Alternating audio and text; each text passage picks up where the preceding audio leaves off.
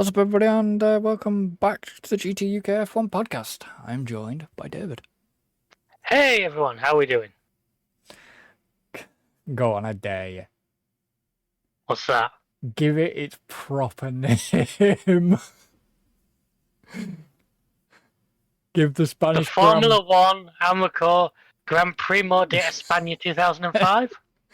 2005, 2025. 25. Qualify. In other words, That's not one of the most difficult ones, let's be honest. no. España. In other words, the Spanish Grand Prix. So, usual rundown. Unfortunately, neither me or David actually did catch practice this weekend, which was kind of unfortunate, but not really, because no it went on, I believe, apart from the usual Red Bull Max. McLaren topped every session, didn't they, as far as I'm aware? Let's see, practice 1, Lando. Piastri. Practice 2, Lando, 2 Piastri, Oscar. 3 Piastri. Oscar. Yeah. So yeah, pretty much. And I think it's going to get a bit spicy. Oh, jeez. What do you mean within McLaren? Not just within McLaren, no. I mean, the thing is, this season, the way it's going, it is going to be just a McLaren shootout for that driver's title at this point. Mm. And yeah, there's going to be fireworks at some point. There's got to be. The problem is, I remember Lando making the comment at the end of last season saying that this is going to be his year. And I think he's regretted it ever since. I'd say so. Because I wonder if Oscar's heard them words and gone, nah, not a fucking chance. I doubt Oscar went into this season thinking realistically he had very much of a chance, but it's not been handed to him, and I've said this before. I think Lando is a little too rough around the edges at times. He's a little too mistake prone. Nico Rosberg said it perfectly. Well, what did he say? He said that, yes, Lando is a good driver, but he's making too many mistakes. He said it in qualifying. I've said it by a couple of the drivers. Him and Russell can be as bad. They just seem to, especially when the pressure really gets on them. Oh, dear. They seem to crack a little bit. Yep. Unfortunately, it's something you very, very rarely see from the likes of Hamilton and Max. I say rarely because it has happened on occasion, but I mean, Barcelona is still the location of the fantastic two Mercs crashing into each other. Was it 2014? 2016. 16. And Hamilton went off the track and smacked into the back of and Rosberg. Simon Lazenby had a little bit of fun with that because they kept showing it to Nico. And Nico was getting a bit pissed. Now, qualifying, yeah, it's kind of the usual contenders, but Apart from Yuki. Now, I must admit, I missed whatever happened. I think that's part of what I said to you. I think I may have dozed off a little bit. But they obviously then decided to pull the car from the grid. I think it's his second or third pit lane start this year. Yeah. He's going to set a record at this rate for most pit lane starts in a season. Now, obviously,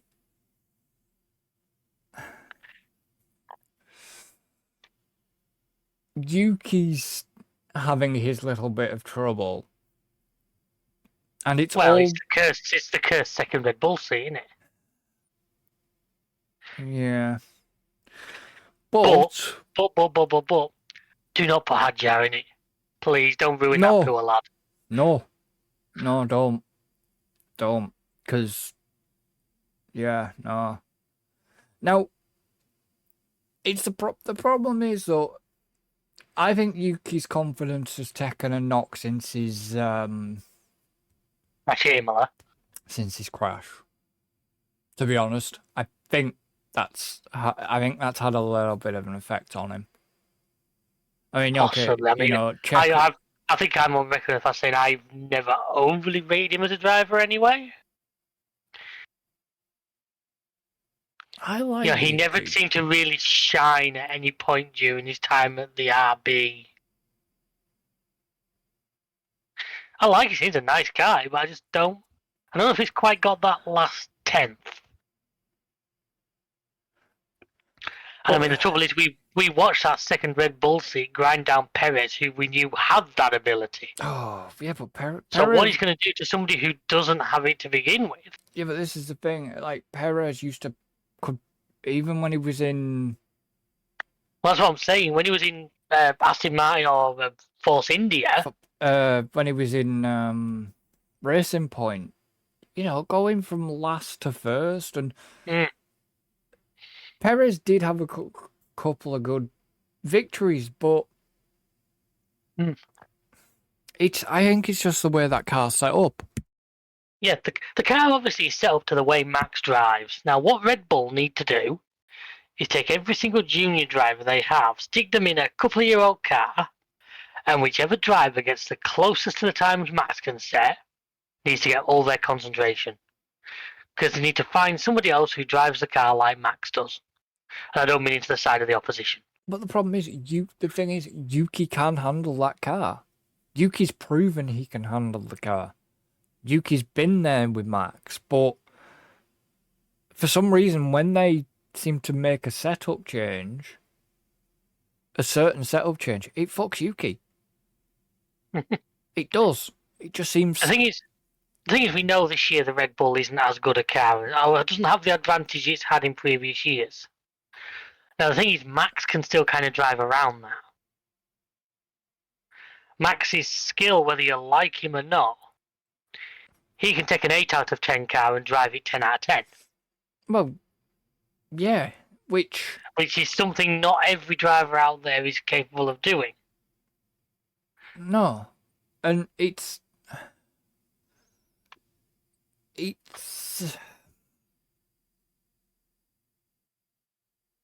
just I've got him odd. stuttering already, folks. This is a record. No, but it is odd if you look at the drivers they've had. You know, how many's been Max's teammate? So we've had Albon.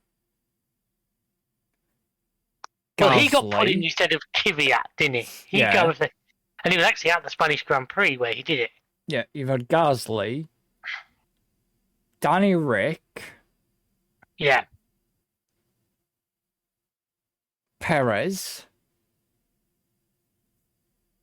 Lawson. I shouldn't really class it, but anyways. And also, you've got to remember this as well. He was also a teammate to Carlos Sainz at Toro Rosso. Yeah, but Sainz has had Max a few times. You know, Sainz is another driver that I was very shocked about for Q1. Especially his home Grand Prix. Yep. But I think in general, it's a weekend that Williams aren't going to remember fondly. No. But they've got to think they've changed. See, were we seeing exploits of the flexi wing being? No, because according to every single team, I'm not clicking it. According to all the teams, their cars met the standards before this weekend. Did they? According to the teams. According to the teams, none of them have actually had to change anything. Because, like, Haas came out admitted that they didn't even use the flexi wing. Hmm. And it's like, now, yeah, so like, it was like I say, usual suspects, bar. Well, no, I don't think Hulkenberg's your usual suspect for Q1, is he? No, it's Sauber's usually down there, isn't it? I think the fact he was out qualified by Bortoletto or something that's not happened too many times this season. But yeah, the biggest shock for Q1 and Q2, Q1, sorry, was like the Wouldn't say likes it's a of slight Yuki surprise that Stroll Sainz. made it into Q2, but probably because the likes of Sainz and Yeah. Yuki didn't. Mm. You know, Stroll and Behrman making Q2 is an unusual. And that's Well, nothing yeah. against Ollie Behrman. I do quite like the guy, but that Haas unfortunately is just not a great car. Oh yeah, and obviously, so yeah, it was just not. Apart from like we said, McLaren in Q1 were just on it. Max looked on it. Yeah.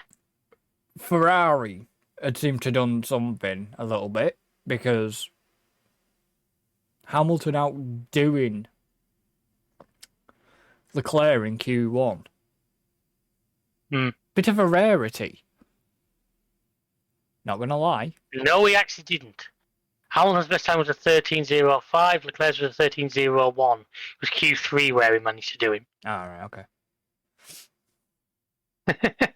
I know it's not the best laid out chart. No, it's the way he not. does it, but because I've noticed if you look, Max Verstappen's time in Q1 was 0.001 Off Lando. faster than Lando. Faster. Yeah. But he ended up behind him in Q3, so he goes off that, does the final result. Which is, it's odd. They should, if they're going to do the, yeah, they should set this up differently. It's awful. But yeah, just like it's the usual sort of suspects getting through. Apart, well, Alpine, not Once again, a strong result for Hadjar getting into 9th. And then you've got Q2. The likes. Behrman, Stroll, Lawson, Bortoletto, and Albon. He can never say his name right. Bortoletto, I can. He's just. I tried to combine it and Albon at the same time, and it didn't work. Yeah, but I wish going off certain pundits. It's like, look, can you not say Isaac properly, or is it Isaac or is it Isaac? Because Brundle. Now look at the way it's spelled. Isaac. Now to me, Isaac was always ISACC. Is how I would. Or is it AAC? I should know this. I have a nephew in law who's actually called Isaac. So yeah, I'm sure it's something like. Obviously, this is probably the British spelling.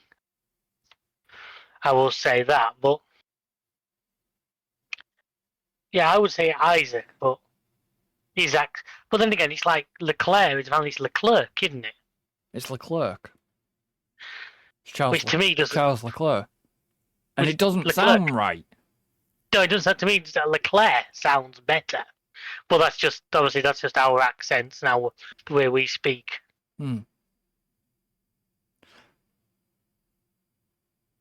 But yeah, and so yeah, Q2 was just the way it was.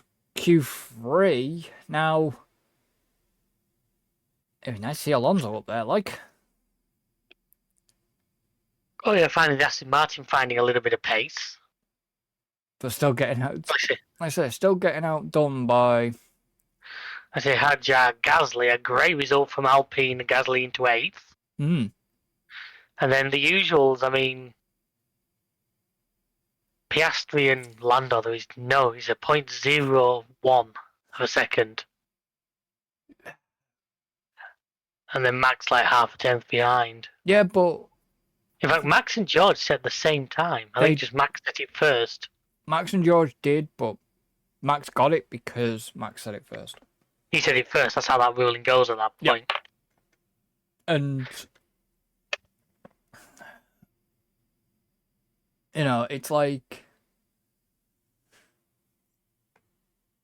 it was just the way between all three of the sessions. It was like either it was Lando or Oscar or Lando and then It never Lando. looked like any. It never looked like anybody else. It never looked all weekend like anybody but McLaren. Yeah. Now, usually times like when Max can suddenly pull something superb out, but of just didn't have an answer this weekend. No. So obviously, then we got the news that there's only going to be 19 cars starting the grid, starting the Grand Prix because Stroll unfortunately pulled out Pulled out because of a issue with his wrist that's going to require surgery. Now, it was because just for those who maybe aren't fully aware, because of the ruling, because the reserve driver didn't do a single practice or qualifying session, he's not eligible for the race. They must conduct at least one session before the race to be able to be entered into the race. So the fact that he didn't pull out until after qualifying basically screwed anyone from. Now, I don't know the ins and outs. Is it to do because he had a wrist injury? Was it the beginning of last season? It was when when he had the.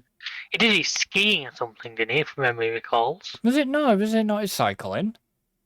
Cycling could have been. It was something like that. It was either cycling or skiing, and he damaged his wrists. Well, this was like the beginning of 24 or something like that. Because he sat out a couple of races. Yeah, but for it to come back imagine the official article I saw was he's going to need surgery. Oh yeah, he'll be going back for more surgery. Now, whether that means he's going to be out for the next Grand Prix,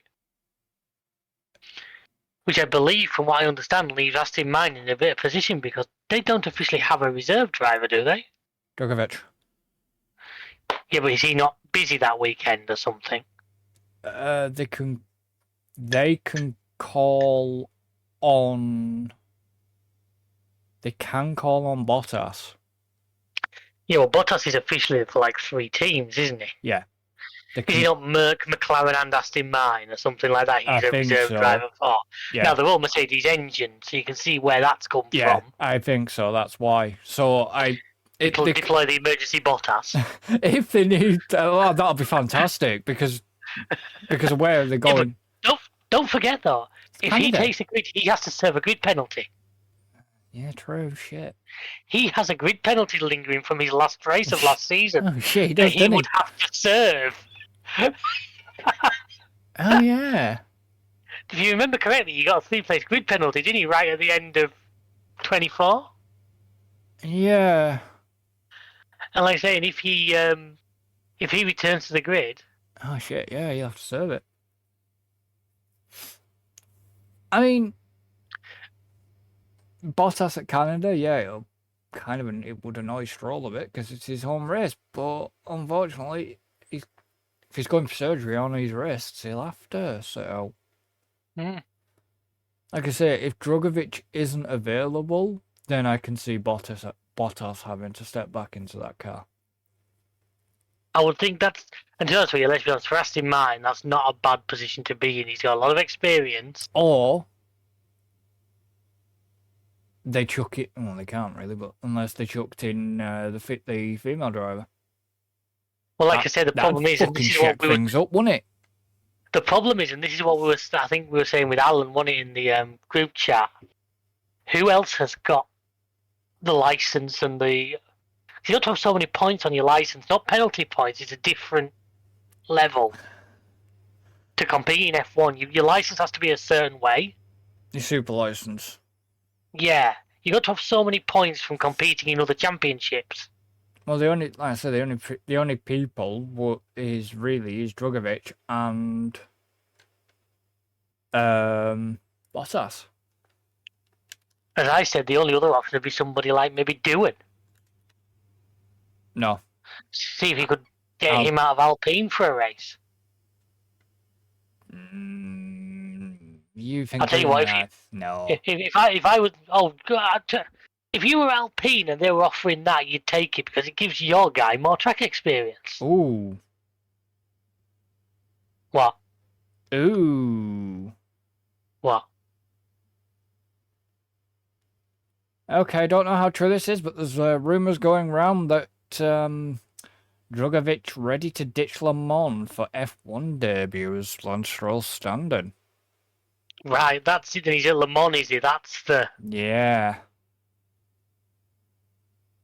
I knew there was something else going on which was taking out a few Yeah, so if...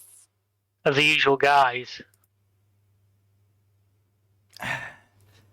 And that's the problem, they can't call on Van Dorn either. They cannot call on Van Dorn. Stoffel Van Dorn, they can't call on him because he's at Le Mans as well. That he's Aston Martin's other third reserve driver, because it's Drugovich, Stoffel Van Dorn, and Bottas. So Aston Martin are in a pretty tricky situation. What are they going to do? Because are they going to pull Van Dorn out of not Van Dorn? Are they going to pull Drugovich out of Le Mans? I mean, he may be ready to ditch Le Mans for F1 debut, but which one would you rather... Right, okay. Let me put this question to you. Which one would you rather do? Would you want to, if you got the call up, Stroll's injured, as we know, would you stick at Le Mans? Or would you jump into that F1 car?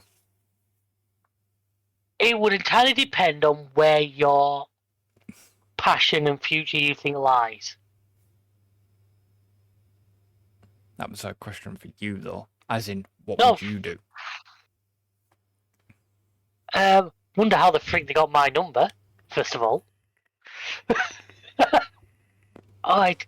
I mean, would you pass up the F1 debut? Because there's no guarantee that Drugovich is ever going to hit F1. Is he? You know what I mean? I know he's the next in line, but there is no guarantee that call's ever going to come again. Well, yeah. Now, I would think there is more chance of being a Le Mans driver. If you are in the top levels of racing, there is more chance of you being able to drive at Le Mans than if in F1 for one simple reason. They need 4 times as many freaking drivers in Le Mans. Well, yeah. You know what I mean? Yep.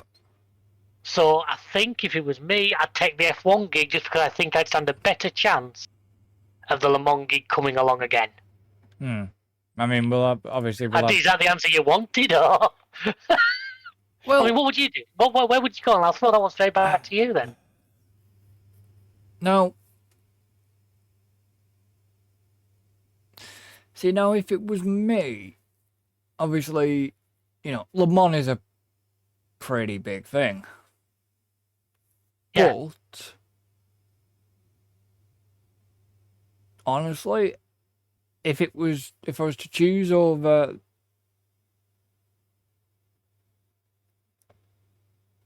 Le Mans and F1, I would probably take the F1 seat. Well, that's what I'm saying. Like I say, the way I've logicked it to myself is, let's say, I think, because I mean, there's got to be 100 drivers in Le Mans. Yeah. At least. So you've got, if you're in a level of motorsport where these are an option, you've a 1 in 100 chance or a 1 in 20 chance of being an F1 driver. The odds of you getting the Le Mans call later are far greater. Yeah. And the thing about it as well, I honestly believe Le Mans is something you can do a little bit older, hence you see the likes of Button and that.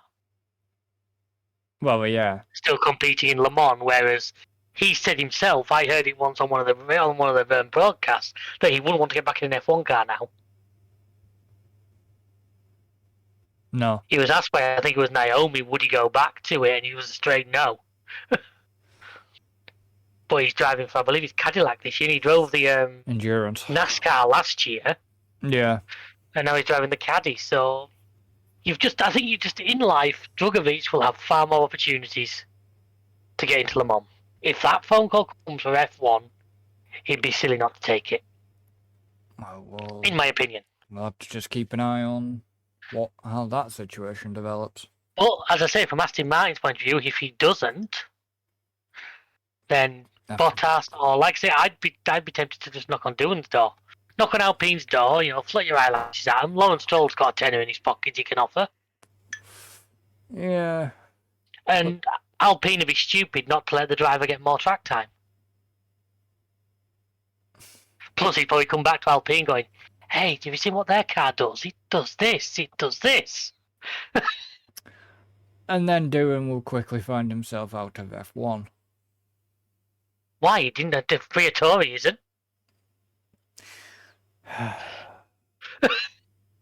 You.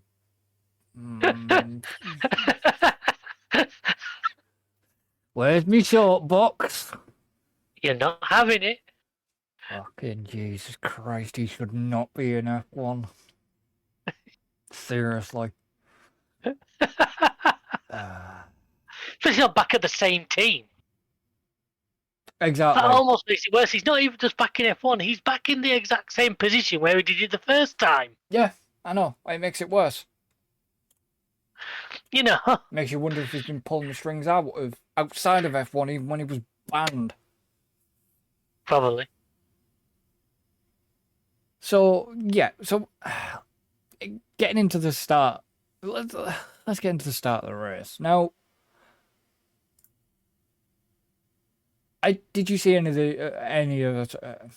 the build-up? Unfortunately, only about 5 minutes worth. I didn't catch the grid walk or anything like that. Not much of a grid walk. Oof. Well, it was funny. It was Brundle's birthday, wasn't it? I saw on Facebook. That's why Brundle wasn't there. Well, put it this way: it was Lazenby and Nico wandering up and down the grid, and as I said to you off stream, I love it when Nico's in his commentary. I can hear the Hamilton fans fizzing from a distance. Well, it's fantastic. He was quite praised of Lewis as well. It was basically the England squad were there. Yeah, I saw a video during the race because they were in one of the garages, weren't they? Yeah. They went and something at the end of the race I'll come on to at the right time, which sort of caught me off guard. But they went to try and talk to one of the footballers, and he was basically an absolute twat to them.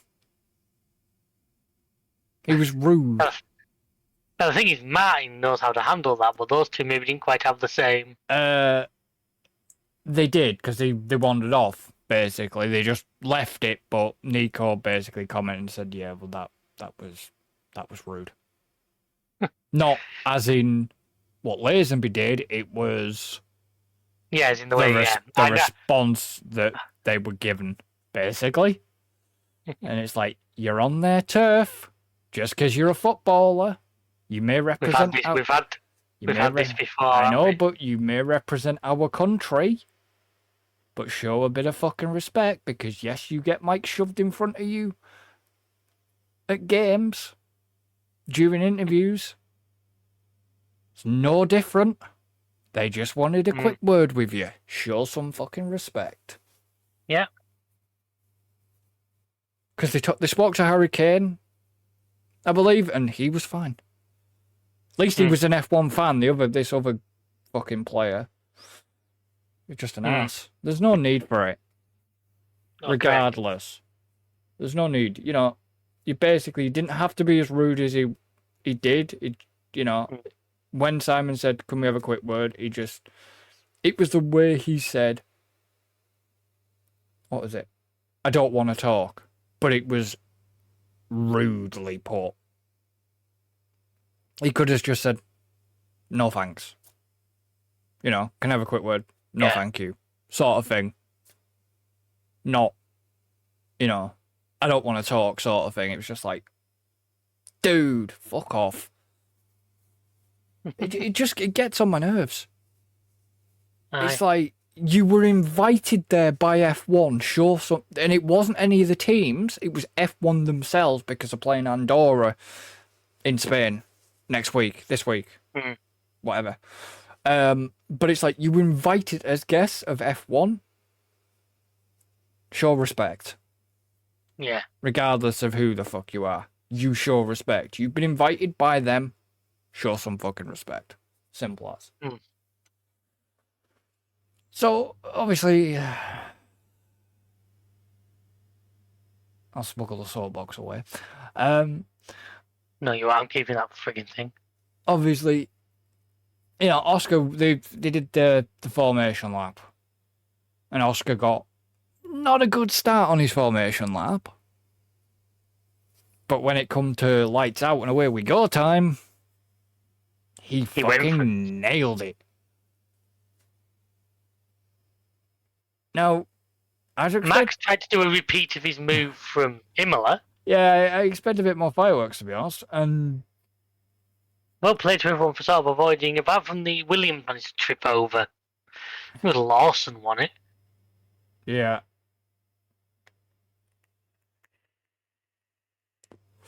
Now,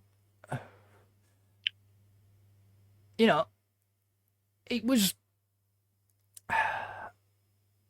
Let's be honest, after the first few laps, it sort of died off with the only sort of interesting being the. Have we had a real shift in like pit stop strategy over the last couple of years? I can't recall hearing like 3 or 4 stops being touted as. Yeah, but the problem was, did the FIA put in another mandatory rule? As far as I'm aware, no. And that was the thing. I was under the impression that they'd brought the rule that they had in Monaco. I thought they were applying that to Spain as well. So as far as I'm aware, no, they weren't. It's certainly, well, if they were, because don't forget, for Monaco, the Sky had graphics and that for it, which weren't used here. I think it was just. I think they've made all the tyres a step or 2 stop, and I think it was just that. And well, that's Pirelli's fault then. Pirelli's. But I'm not against. I've told you, I'm not against making the tyres a bit tougher to handle. Make it. Because it does have the variety there. But I've said it before. You're in a very difficult ground. That's because we don't want the sport interfering with too much. But you've got to. Sometimes it does need a little bit of. Yeah, but Gene up. It felt, and as you can tell, hence why the off track and everything, you know, just it didn't feel good. Didn't feel good to watch. No, not until the last about 10 laps. Yeah, it didn't feel good. I mean, okay, yeah, I feel sorry for Albon. You know, he got 20... all the drivers who discovered that it was actually quicker to take the escape road because you could still do it and get out in front of the guy you were. Well, Albon, yeah, DNF'd in the end.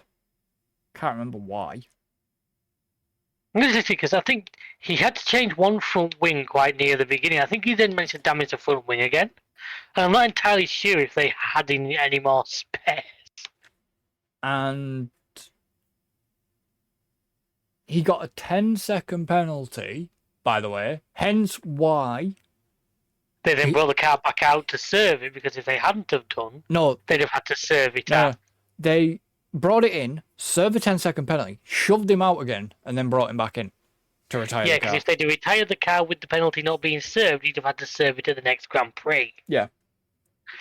So and it was weird, because whether it was a delayed message or whatever, he'd literally, as he was going into the pits, it came up, yeah. Because it was due to a collision with Lawson, wasn't it, if I remember right? Yeah. Because Lawson had a couple of those, but Lawson worked out early on that he could sort of lunge it up the inside, and as long as he got far enough, he sort of forced the other guy. Yeah.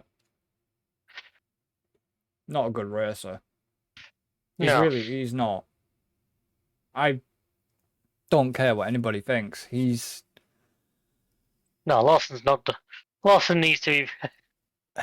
We need somebody else in there. Yeah, he's not. There's.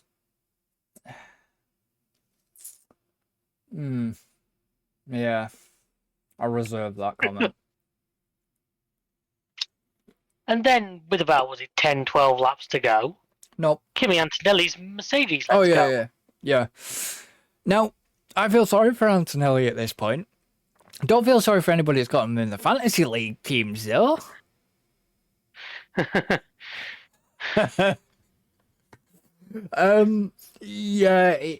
didn't look good, especially when the big boss of Mercedes was stood right next to Toto. the fact that your own car is getting, is it the works team, is getting outdone by the customer Customer teams. cars. Yeah. And that's twice on the bounce that Antonelli's had power unit issues. And don't forget, no, was it not Alonso last time out had? No, Antonelli was, the last time Antonelli was out was a power unit issue as well. Which, let's be honest here, It's not we've good. not. Yeah, but this is the first time we've ever seen Merc power units sort of really failing. So that's the thing. Is Antonelli just, I don't want to say it, but well, wasn't George a suspected power unit at Monaco? Well, yeah, perhaps well, but what I'm saying is, the Mercedes power unit's been so reliable for so long. Usually. Mm. And it's just like, well, shit. And it's hurting Merc. Constructors wise, it's hurting Merc. Oh, definitely.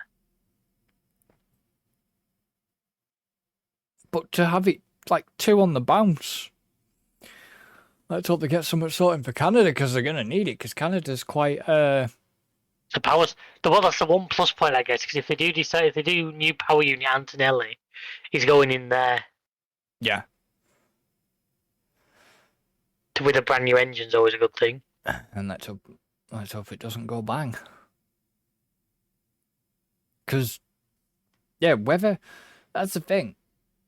You saw it go bang. Oh, yeah. Because you saw the smoke come out the back.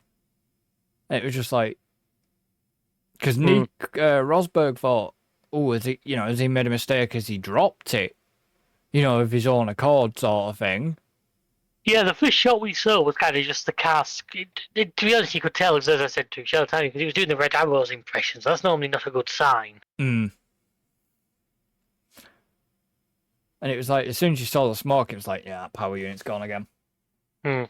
He's not having much, he's a,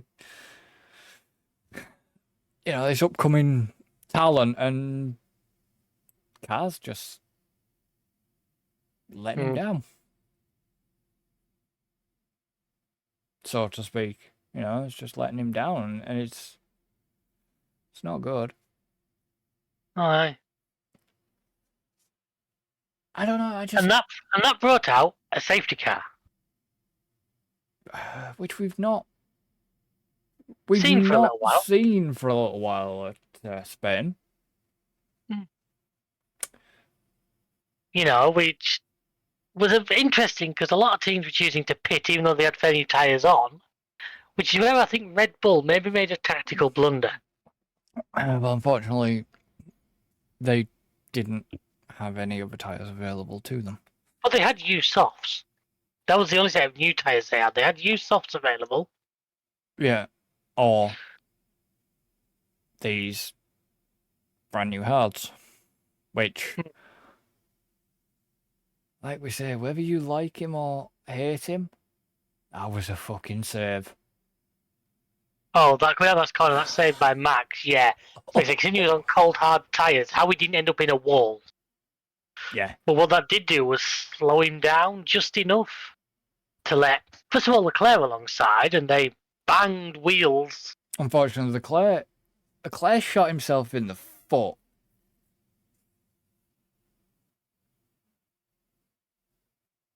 I'm guessing you didn't hear the cooldown room. I did actually, yeah. I did actually. I watched until the other side of the podium. So yeah, Leclerc saying that he was he.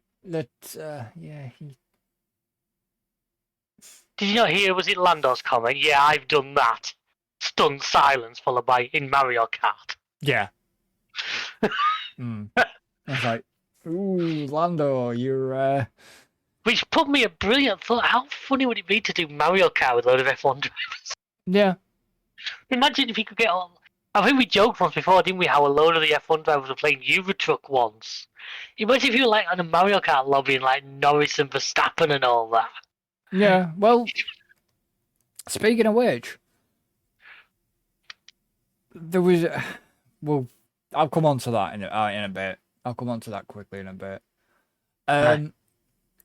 So then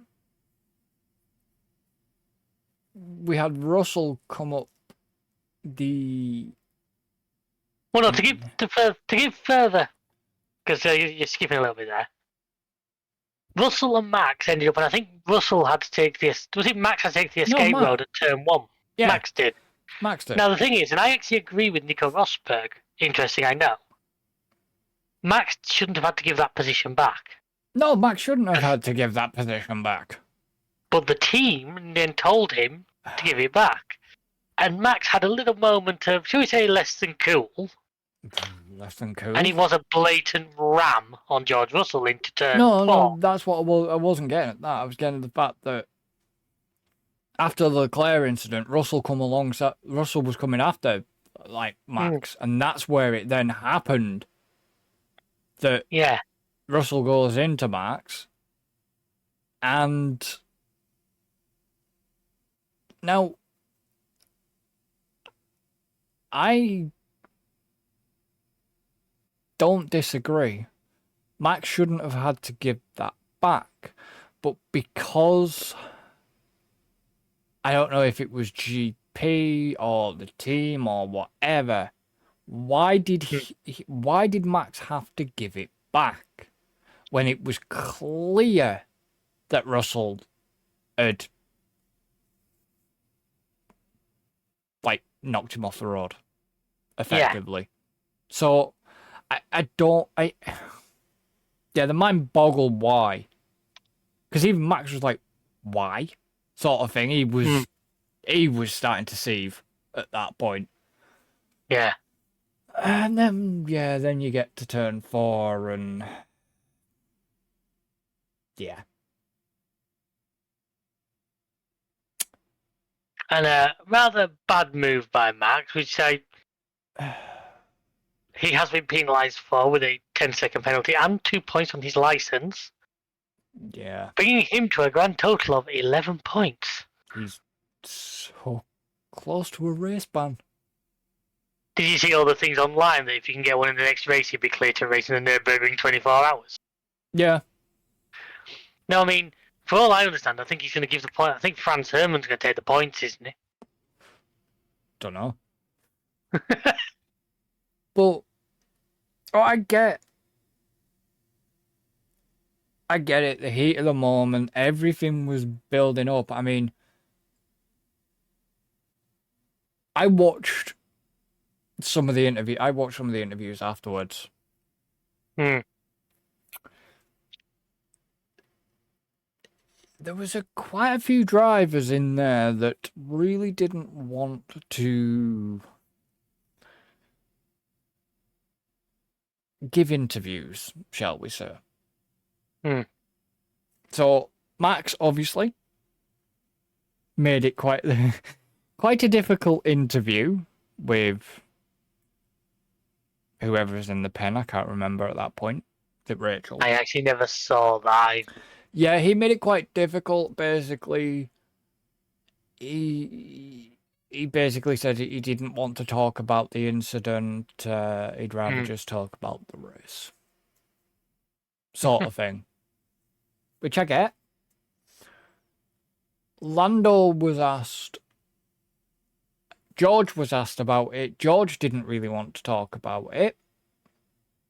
Or did also as head of the Drivers' Association. Yeah, he was asked about that, and he didn't obviously want to discuss whatever it was, or the incident. Lando was asked about it. Lando never commented. Lando held judgment.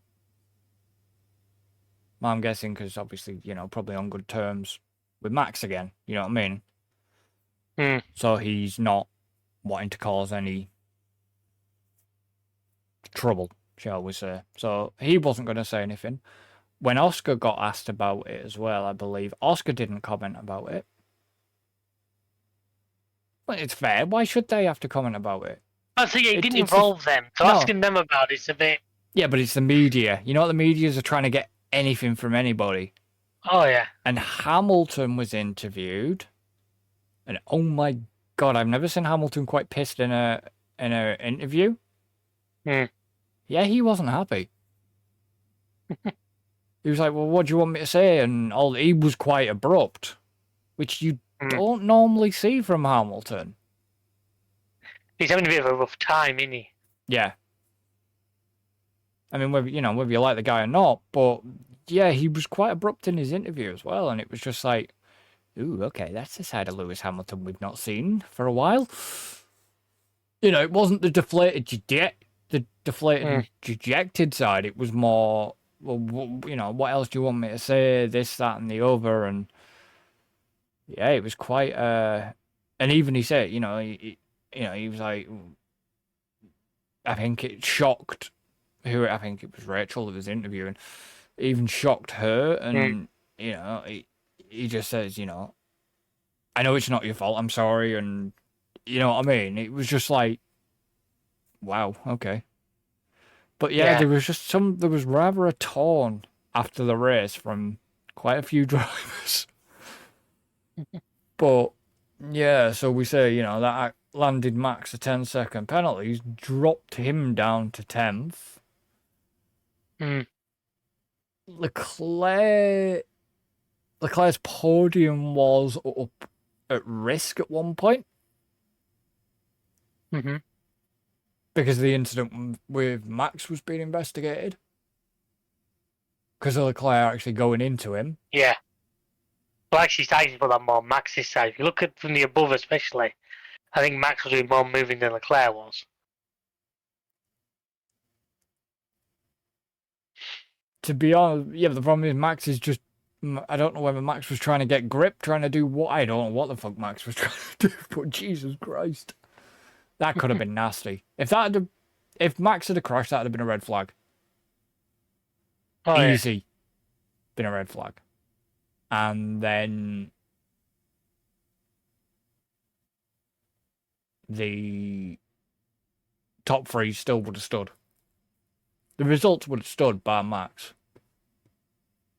getting a DNF. Hmm. So, I mean, I say it was a good race ish. Got boring, then got a bit spicy. Once the safety car come out, it then spiced things up. Hmm. It was Burt Mylander's birthday, wasn't it? Yeah. As well. And can I take a second to say how brilliant a result it was for Kick Sauber? Fifth for Hulkenberg? Couldn't have scripted that, could you? What? You know what I mean? Where that one came from? Yeah. But I'm guessing he was in the right place at the right time, and the strategy And worked because he out got for him. out, because he'd not been knocked out early in qualifying, had more tyres available. Yeah. Gasly with an 8th, Alonso finally gets his first points of the year. Now I've dropped him from my fantasy team. Yeah. Finally, Alonso gets his points. Would have been only a At his own Grand point. Prix. Yeah. Would have only been a point. But for Max's penalty. But because Max got bumped down. 2 points. Yeah. But yeah, I'd say it was a bit. Considering this is the last Barcelona race. Apparently. Because we're moving to that street Are circuit we in though? Valencia, aren't we, next year? I don't know. Because the way they were speaking, it might not be the last time we see. As far as I was aware, Catalonia. next year we go to that street circuit. That's what I'm aware of, but from certain comments during like the build up, they've not said that it was the last one. And they didn't say anything about Madrid and shit or whatever it is next year. Mm. So we'll have to wait and see what happens with the when the schedule comes out for next year. Mm. Okay. Well, I don't want to look at this. I'm Kind Just of. mean you probably more likely want to look at it than I do. Well, I want to look, because obviously people. This is the point where we usually go into our segment of the F1 Fantasy League, and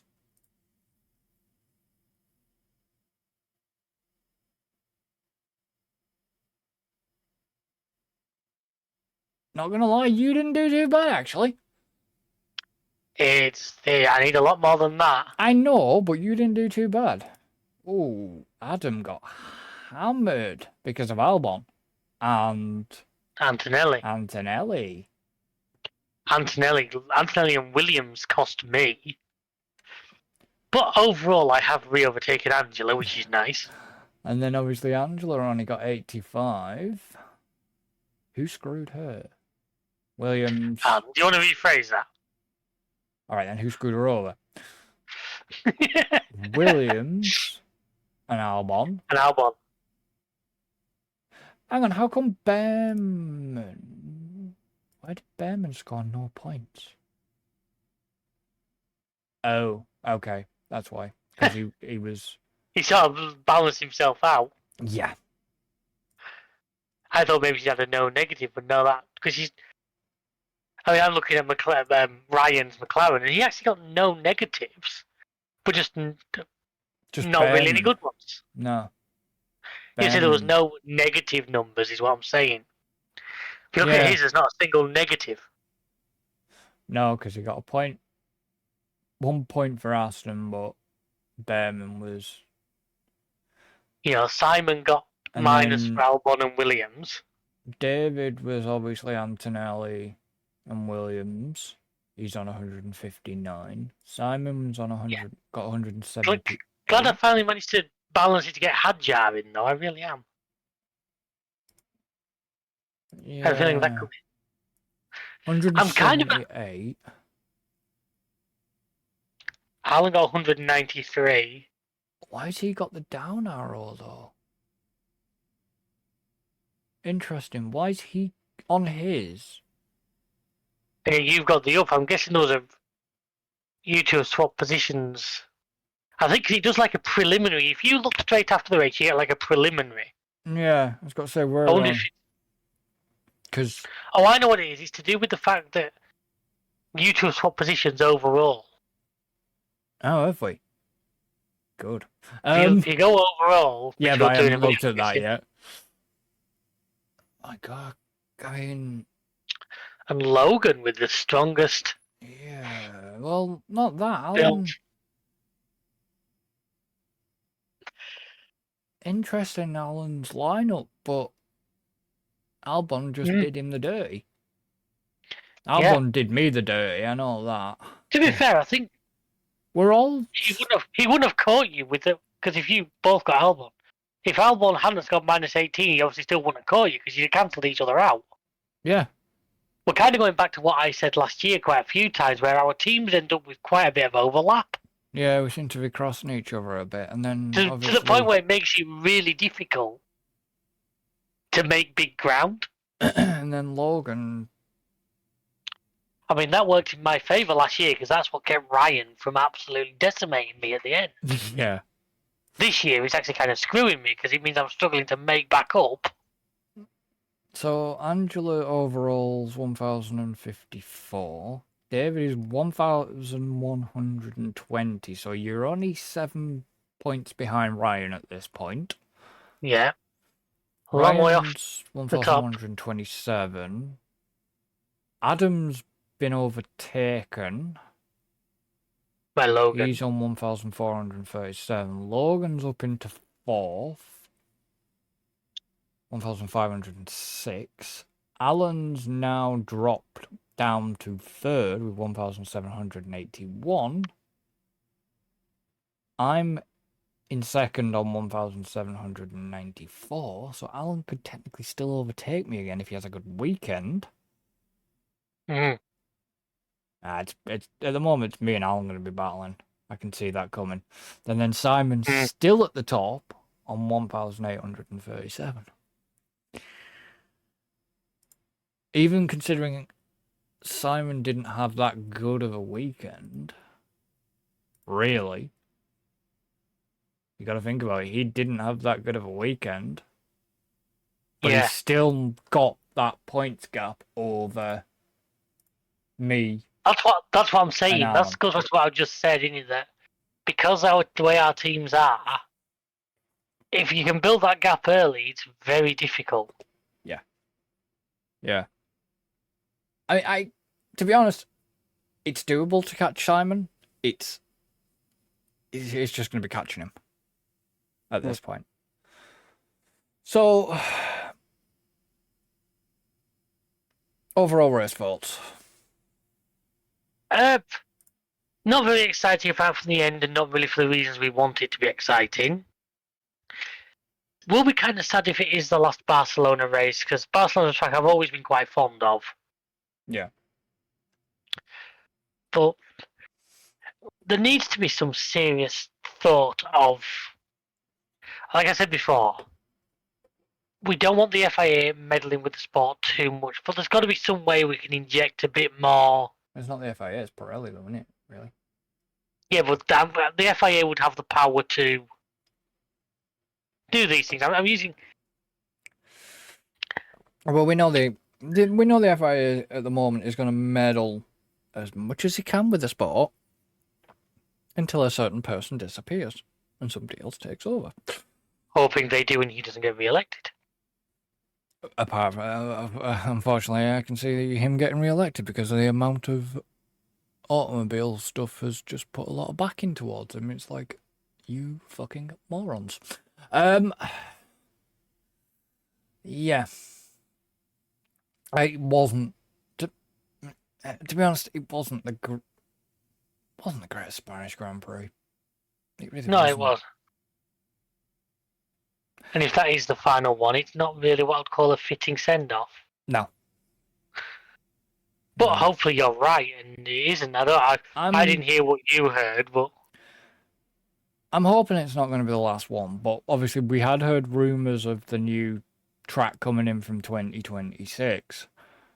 That's what I understood. I'm sure I heard something to that nature said during the race weekend. But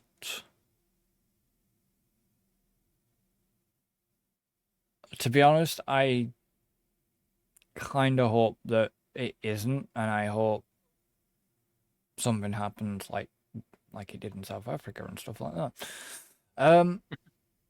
But I'm just not. There's a couple of street tracks. There's one street track I'm a fan of, and that I like Baku. I do like Baku. Okay, I'll take Baku. There's probably three. I mean, I don't mind Miami if you class that as a street circuit. It's kind of 50-50 in it. It's more like a fucking car park, but hang on. I don't mind Jeddah, and I'll say Baku's not bad. Jeddah, well, Singapore's classed as a street. I'm not the biggest fan of Singapore. Wonder why that is. Monaco is a straight race. Yeah. Not overly keen. But as we see, and even Alex Verst would probably agree as well, that significant changes needed for Monaco. And what's the other street track? Vegas. Spider Pig. I like Vegas. Yeah, but to me, Vegas, part of the reason I like Vegas is because it's Vegas. No, I just like Vegas for what it is. I just like Vegas for the track layout. Because it's Spider Pig. It's Spider Pig. But we're losing a lot of old school circuits for street tracks. We were here not that long ago saying that we reckon it was the last Imola race. Yeah. Which we're losing the. Classics. Now, don't get me wrong. I know moving forward and all that, but that doesn't mean you have to abandon. What is it, the old saying? Those that don't learn from history are doomed to make the same mistakes. Quite possibly. So yeah, it wasn't great. If that was its last one, not good. Of course, it was a circuit for many years. That was the one that you all used for testing. That's since been taken over by Bahrain. It's funny, the British touring cars actually do a pre-season test out at Barcelona, you know? Yeah. Because in January, you can guarantee better weather there than they get in England. Yep. So, yeah. Okay, so I'm going to run over the timings for Canada. Now... Careful what you run over. Yeah, funny. So, obviously, it's the 13th of June to the 15th. So, what, 2 weeks? Yeah, not this weekend coming, the one after. Yep. So 2 weeks. Obviously, I imagine Mr. Villeneuve will be back because it's technically named after him. Yeah. But yeah. It's all fairly late for us, isn't it? So 13th of June, practice 1, 6:30 till 7:30. This is UK time. Practice 2, same day, 10 till 11. Yeah. 14th of June, practice 3, 5:30 till 6:30. Obviously, same day. Qualifying 9 p.m. till 10. That's if there's no issues, red flags, etc., etc. And then rain. Well, yeah, 15th of June, the race starts at 7 p.m. So, like, the build-up for anybody that will be watching will be, it's about 2 hours before, usually. Something like that, yeah. Well, Spain was race at 2, build-up from 12:30. Yeah. So, yeah. But, yeah. So, we're going to end this one here. So, obviously, thank you to everybody for listening. Don't forget, it comes out at 3 p.m. wherever you're listening from on your podcast. And thank you to David for being here. Pleasure as always. Don't forget to go and check out our YouTube channel, which is also in the description. And we shall see you for the next one. So, until then. Later, folks. Goodbye for now. Circus, Afro Circus, polka